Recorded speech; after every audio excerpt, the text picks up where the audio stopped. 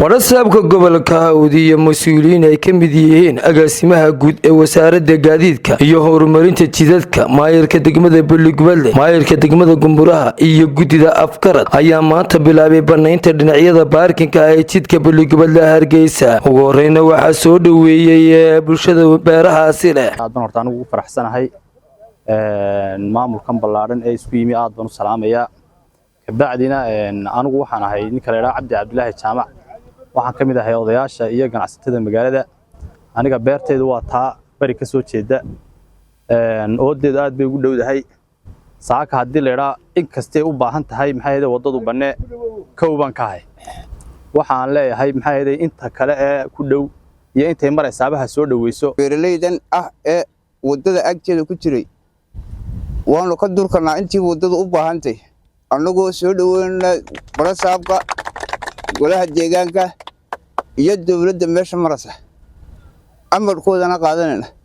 cid kastoo kamid ah oo wadada ku jirtana waxaanu leenahay innaka ayadan inoo waa in aynu banaynaa intaasi kadib waxa hadalada iska daba qaatay mas'uuliyiintaas waxaana kamid ah oraahiyadoodii waa maalin si gaar ah farxad u leh waxay noqonaysaa wadada Beligwelde Hargeysa wadada ku baaki ka weyn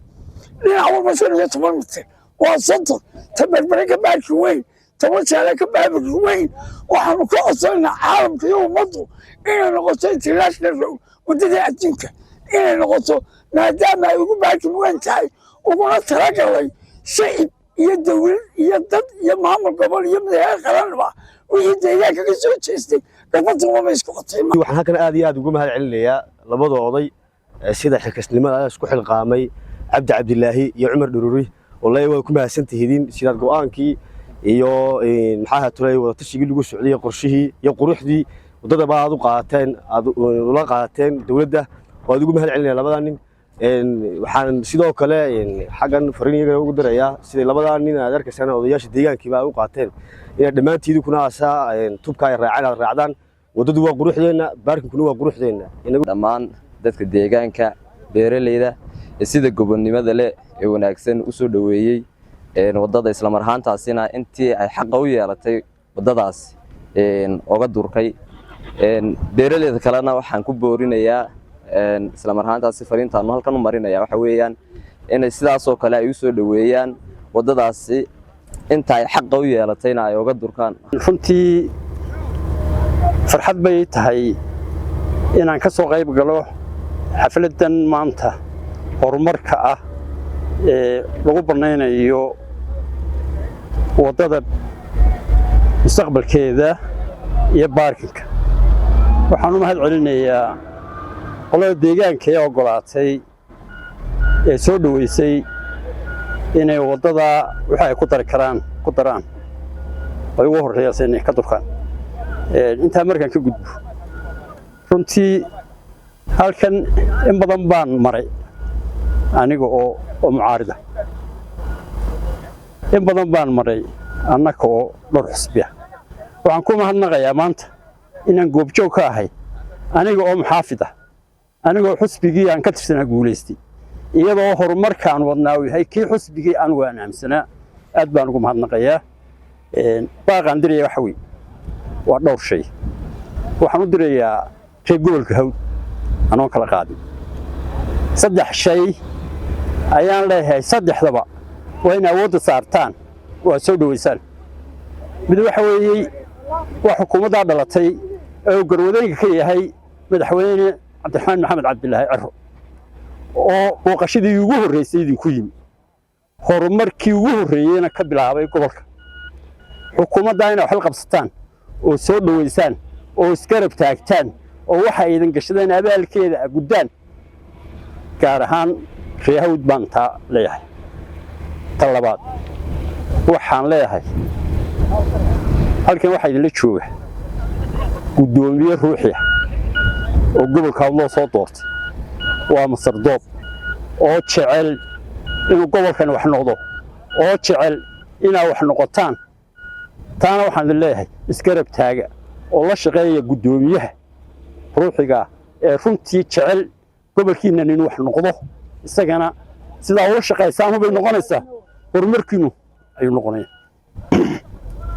تصدحات كي كبح يا حوي ريهود ويحشود بدين حكومتنا لقما حشود أدقون أفلقا دينين أدقون عاين أدقون حلمين أدن حفيزية لذا الله تقالي وحلقات دونتا وحقوا ليدين الله ما حفرضوا ورتانا وحن ليهي ريهودو وحي حقوا ليدين دونتا تان كي كبح يا حوي وبطكا qofka wax iska dhiga ayuu baax noqday hooyadii xitaa wax kama dhigi karto wixii ay iska dhigataan ee iska dhigtaan ayuu baa noqonaysaan aad iyo filaya waxay u eegtay maanta barbilowgii koobaad ee wadada bilaabaynay madaxweynaha cirrana inoo yimid farxadeedii tii ku labaad baan doonaynaa maantana bilowno horta wadada cidii ay wadada u martay nasiib bay leedahay inta kale nasiib bay dheertahay wadada waa bahal lagu ducaysto waxa laga yaabaa anigu gumburaan ku dhasho gumburta bari baan ku dhasho xafla beertooda way muuqataa waxa la wadada la yara qaloociya ka la mari lahaa way yara qiimo yeelan lahayd ku xisaabtama wadada marka la leeyahay waa la ballaarinayaa 15 talaabo la kordhinayaa macnaha ma hayna cid ku hordagayso waxay ka dhigan tahay wadadani wada ganacsi way noqonaysaa oo wada isku xidhaysa laba dal baabuurta waaweyn ee doonayaan meesha maraan ugu yaraan waxa laga yaabaa inaad beertaada kaalin ka samaysato marka hadii marka hore wadada afka ku qabatay gaadhina meel kugu soo leexdo ma helaysid marka horta xisaabta ku darsada beertaadii maantada aad bilowday waxay noqotay wada ganacsi waxay noqotay beer ganacsi hadhow jaga loo ilaashan doonaa waad arteen wadooyinka waaweyn kaalmaha ayaa hawlaha ku yaala marka waxaan aaminsanahay qof kasta oo wadada marta nasiib u helay marka nasiibka horta yaanu iska sheegin mar labaadna inaad aqbasho anoo ka bilaabaya Cabdi iyo Cumar labada beerooda hareeraha ka xiga barbilowga noqdeen waxay bilow u noqdeen ifafaalo cusub oo wadadu ay yeelanayso oo inay wadadaas noqoto wada ballaaran oo labada dhinacba ku filan marka ayagana waynu ducaynaynaa mar labaad waxay sameeyeen dawladnimadu waa aqbal waa inay dadku aqbalaan dawladnimada waxaynu maamulka u samaysanay barasaab iyo maayro madaxweyne u samaysanay inaynu kala dambeyn waxaynu ugu taliyaan yeelo iyagana waxaan ku dooranay inay wax fiican inoo jideeyaan marka qof kasta oo ogolaaday in wadada uu ka turko wuxuu aqbalay dawladnimada qof kasta oo diiday in wadada ka turkaana waxay ka dhigan tahay wuxuu diidan yahay dawladnimada iyo maamulka loo sameeyay marka waxaan ku dardaarmayaa in bulshadeena deegaanka aanu xubnaha u nahay gudida u nahay inay qaataan oo dawladnimada aqbalaan wadadaasna iyaga doon tahay kol ganacsi ahaan waa wadan nolol ahaan waa wadan quruxda wadadana waa wadan waliba meelaha tuulayaashana waxaan rajaynayaa inay iyaguna aqbali doonaan kole waa sanduuqda waxa la raraa wixii kala daarana kole dawladda iyo maamulka qaabka ka yeelayaan doonaan laakiin waxaan mar labaad mar saddexaad ku celinayaa mar saddexaad waxaan u mahadcelinayaa madaxweynaha Jamhuuriyadda Soomaaliland ee ballanqaadkii oo fiyay boqolka cisho madaxweynuhu waxa weeyaan madaxweynayaashii dhifriga ahaa ee ilaahay doortay maaha madaxweyne cidi dooratay anigu horena waan u sheegay ka xildhibaan ahaan maadaama xildhibaan gobolkan ka tirsanaa gaar ahaan xisbiga wadani ka tirsanaa waxaan madaxweynaha mar iyo lababa kala hadlay wadada madaxweynuhu wuxuu igu yiri deegaankaad ka soo jeedo xildhibaan ahaan nin kasta oo yimaada iyo cid kasta oo wax garad oo timaada waxay kala hadlaysay wadada waan ku oofinayaa deegaanka aad ka soo jeedo dareenkoodana waan ka jawaabaya waxa leeyahay madaxweyne waad ka jawaabtay miisaanka xasanaadka Allah kugu darabaan leen inta kadib wuxuu baan kelmad yar oranayaa dadweynahan sharafta mudan ee aqbalay dawladnimada waxaan leeyahay waxaad in badan wada sugayseen ayaa madaxweynaha qaranku idin oofiyay waad ku mahadsantiin labadii oday halkan ka hadlay Cumar iyo Cabdi Cabdilaahi inta kale deegaankana waxaan leeyahay ku dayda waxaynu ka shaqaysiinaynaa dawladnimada haddaad marto imika deegaanadan kale lagu xigay Itoobiya ay kamid tahay dhulka dawladda iska leh waxaad ogaataan xilli kasta oo dawladdu u baahato ayaad uga kacaysaa markay ku timaado lagu yiraahdo ka guur halkan aad degantahay waxba hawl baa laga qabanaya waxaad ogaataan dhulka idinku inaydaan lahayn ee dawladdu leedahay marka koobaad marka labaad nin Cumar leeyahay Cumar Maxamuud Qaasim mar dhow halkan magaalada ku kaftano in yar aad moodo kale baasha la xajacdo waa khamriye aan ka yar dareemayo wuxuu ii sheegay labada dhanba in hore wadadu ay uga martay beertiisa labada dhanba inay beertiisa kala goysay waxa ku Cumar kale way maqlayaa beertaada nasiib baad leedahay maanta nin laba wajahado ay u sameysay wadadu adaa jira daloog kamid ah ayaa beerta gabigeeda kaaga qiimo badnaanaya beero kala iska iibsantaa daloog ama laba wajahada iibso waxaan hadalka ku soo koobayaa waad ku mahadsantiin deegaanka haddaad tiin bulshadeynta deegaanka sida fiican aad u aqbasheen idinkay waxay idin taraysaa nin kastaaba ha ka sii qaato oo ninka ood la xajaleynaya 15 mitir oo dhan walba weeye oodiisa ninkii la xajaleynaya ha ka qaato wassalaamu calaykum hadalka halkani waa iska kooban yahay anigu waxaan ka hadlayaa oo ama aan la hadlayaa deegaanka wadadii baynu samaynaynaa waddadii baynu bannaynaynaa waxa aynu doonaynaa inay waddadu noqoto waddo wanaagsan waddo qaran ah oo hareeraha ka bannaan marka aad baan u soo dhaweynayaa ama aan ugu mahadnaqayaa dadka deegaanka aqbalay in waddadii ay ballaadhiyaan oo ay furaan oo ay dowladnimada ay ku shaqeeyaan siday tahay aad iyo aad bay u mahadsan yihiin runtii waajib ay leeyihiin inay guteeno dee soo dhoweyn uun bay mudan yihiin waddadaas aynu furnay xagga shareecada marka laga eego waxa weeye tii ajriga badan laga helay jannadaa lagu gelayaa waddada xaska laga qaado dhagaxa lagu turunturoonayo laga qaado bannaynta la banneeyo ee dadka loo sahlayo xoolahaba ajri baa laga helayaa marka wax wanaagsan oo xagga diinta karaama iyo sharaf kule baa qabateen aad baa u mahadsantiin waxaa ka sii mudan oo ka sii ammaanan madaxweynaha qaranka madaxweynaha jamhuuriyadda somalilan cabdiraxmaan maxamed cabdilaahi oo ballanqaadkiisiina ka dhabeeyey waddadiina ay noo socoto aad iyo aad baan ugu mahadnaqaynaa madaxweynaha iyo xukuumaddiisaba in aan iskugu nimaadno in waddadii dadkii deegaanka ee beeraha lahaa ay runtii bannaynayaanoo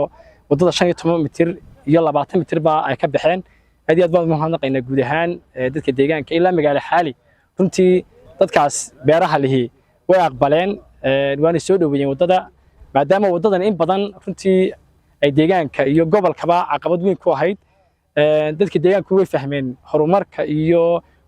wanaagga ay leedahay waddadani marka dadka deegaanka runtii beeraleyda aad baan ugu mahadnaqaynaa sida qiimaha leh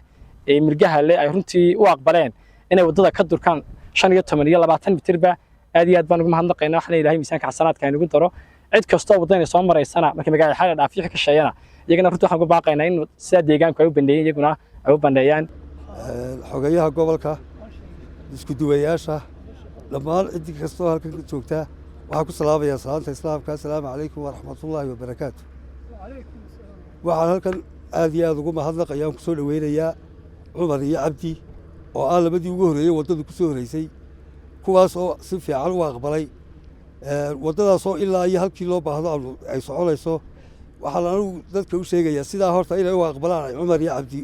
cabdilaahi u aqbaleen ciddii ka hor timaadana annagu waxaan ka qaadi doonaa tallaabo sharciga waafsan wassalaamu calaykum waraxmatullahi wabarakaatu halkan waxaa isku keenay madaxweynaha jamhuuriyadda somalilan qorshihiisii qaranka uu ka bilaabay waddada isku xidha baligubadle iyo hargeysa ee halbowlaha u ah ayaa maanta isku keentay waxaa maanta nu fulinaynaayeenu qabanaynaana waa bannayntii labada dhinac ee baarkinka ay ahayd ee baabuurta uga degayeen ama heer mustaqbal ahayd aynu maanta bannaynaynaa halkan waxaan uga mahadnaqayaa madaxweynaha jamhuuriyadda somalilan oo qorshaha na tusay oo noo bilaabay baan u mahadnaqaynaa waxaan kaloo halkan uga mahadnaqayaa labadii mas-uul ee labadan beerood aynu hadda taagannahay kala lahaa beerta bariga iyo beerta galbeedka oo labada markii loo sheegay in hadafka iyo himilada waddada la fulinayo qorshihii in 15 xagga loo baneeyo bari 15 xagga galbeed loo baneeyo aqbalay aad baan ugu mahadnaqayaa waxaan leenahay dawladnimadu waxa weeyaan waa cagaha dhulka lagu sii hayo waa aqbalada aad aqbasheen baan leenahay aad baan ugu mahadnaqaynaa waxaan kaloo halkan baa uga dirayaa dhammaan beeraleyda jaarka la'a waddada oo lagu sii socdo iyagana waxaan leenahay sida ay u aqbaleen mujaahidiintaasi ay u aqbaleen u aqbala baanu leenahay waa la soo socdaa waa la fulinayaa cagafta waa la marinayaa intaan laydin soo gaarin qoladan kadis baa weliba lagaga dhigayo oo doodii wataa imika cagafta marayso intaan laydin soo gaarin baan leenahay ka sii xamaam urursada oo diina ziyaaradii ka khasaarina sii hagaajista nin walba 15 mitir dib uga guur waddada baan leenahay qurba jooga iyo qolqol jooga waxaan leenahay yaan waddada lagu deynin madaxweynaha qaranka iyo xukuumaddiisa yaan lagu deynin han la garab taagnaano awalba dhaqaalay nagaga baxayay dhaqaalihii nagaga baxayay inaynu la garab taagnaanaynu u baahannahay imika halkan gaadiid baa ka shaqaynaya gaadiidka shaqaynaya mar walba midba barbir baa jabaysa haddaynan inaga lafteenu la garab taagnaano oo kolba aynaan ilaalin oo kolba wixii ay loo baahaya aynaan qaban wax badan qabsoomi maayaan marka waxaan leenahay xukuumaddu way cusub tahay sidaan inoo sheegeen dee waxba looguma iman wasaaradihii marka waxaan la shaqayno dhaqaalaha inaga lafteenu jeebka gacantii inaan haynu gelino iyo inaan gacmaha laabanin gudida waddadana waxaan leeyahay wixii horeed haysteen haddaad wax hayseen kaga soo qayb qaata la kaalaya insha allah bismillahi kariim 5 abriil waxaan joognaa degmada Gomburaha oo ah kaamka ama madasha ay ka bilaabmayso wadada Hargeysa Balgubadle waxaan u joognaa waa maalin kale oo iyaduna ah maalin shaqo sida la socotaanba wadada Hargeysa Balgubadle waa dariiq ganacsiyada isku xidha laba dal Soomaaliland iyo Itoobiya waa dariiq ay mari jireen marina doonaan gaadiid ganacsi oo aad u fara badan waa dariiq ahamiyad weyn ugu fadhiya Soomaaliland xagga ganacsiga iyo isku socodka alaabaha iyo dadka iyo isdhexgalka bulshooyinka sidaa markay tahay wadadan waxay u baahan tahay in shaqada socota arkayna qaranku madaxweynaha qaranku wado bulshada ku dhaqan deegaanadan ay wadada marayso inay soo dhaweyn iyo sooriyaba dadka la garab istaagnaadaan inay garab istaag u muujiyaan shaqada sida horeba looga hadlay oo inay ahayn wadada kaliya inay ku deeynin maanta shaqada aanu joognay banaynta ama parking-kan waxay u muhiim u tahay wax ka duwan maaha shaqadii wadadan waa wado maadaama corridor tahay dariiq tahay sida caadiga ah ama diisanada caadiga ah ee wadada ay raacdo shaqada ay raacdo ayaan fulinayna taasoo ah 30 in lagu kaco ama 15 harre lagu kaco aniguna istuu taagaya nidaamka aynu u baahanahay wadada loo baneeyo wadada kiiloomitirkeedii waa mitirkeedii waa la cabiray 15 dhinacaas looga digay 15 dhinacana looga digay 10 waa wadadii waa 40 mitir 40 mitir inay safety ahaadaan oo waxna baabuurtii marto waxna baarkin ahaadaan xooluna maraan inagu maynaan gaadhin wali jidadka waaweyn 20 hada isbarbar yaacaye laakiin inagu waxayna xoolo dhaqato beerali xoolaheenu maanta haddii reer soo guuro meel mara heli maayo naqa hadduu siyaado banka gumbura taga hadduu siyaado qofka magaala xaali jooga meelu awrkiisa soo marayo ma hayo meelu arigiisa mariyo ma hayo wadadii iyo waxay saaranayo ooti marka taa inoo ka duulayna xilliga roobkuna uu soo socdo xilli roobaadkana dadku ay beeraha fashaan oo qotaan dadkuna guuraan inaynu ka horeysino xilliga roobka aynu filaynay maadaama aynu bishii Abriil ku jirno ayaa maanta tabaabushaan inagoo shawaalkii lagu jiro inaynu saa u tabaabushono saasay salka ku haysaa waxaa hawshaa fulinaya dowladda hoose ee degmada Balgubadle oo la doortay oo ah golaha deegaanka ee deegaankana doortay iyo maamulka degmada Gumburaha oo degmada Dhiida iyagoo kaashanaya wasaaradda beeraha iyo wasaaradda deegaanka oo ka qayb qaadanaya waxa gacmo u noqonaya oo shaqada cidii ka hor timaada dawladnimada tusaya ciidanka nabadgelyada oo maqlaysan Soomaa dawladda hoose wixii ay gaadiid u baahato haddii cagafyadu ku koobnaadaan waxaynu ardeedaynu weydiisananaa insha Allah inay naga caawiyaan laakiin fulinteeda wadada ilaa iyo Balgubadle iyo ilaa iyo qarax waxa la golaa deegaanka la doortay maanta golii deegaanka waxa ka jooga maayarkii iyo xildhibaan Cumar waan la ballamay dhammaan xildhibaanadii golaha deegaanka la doortay wixii ka maqan deegaanka mooyaane laakiin nasiib wanaag waxay ii sheegeen in gaariga ka xumaaday rag soo socday oo golaha deegaanka ka mid ahaa waxaan leeyahay golaha deegaanka la doortay maanta waxa la idinka rabaa wadada Balgubadle inaad gaarsiisaan halka madaxweynaha Jamhuuriyadda Soomaaliland uu doonayo inuu gaarsiiyo Cabdiraxmaan Samriye TV-ga caalamiga oo Cable TV degmada Gumburaha gobolkaasi Hawd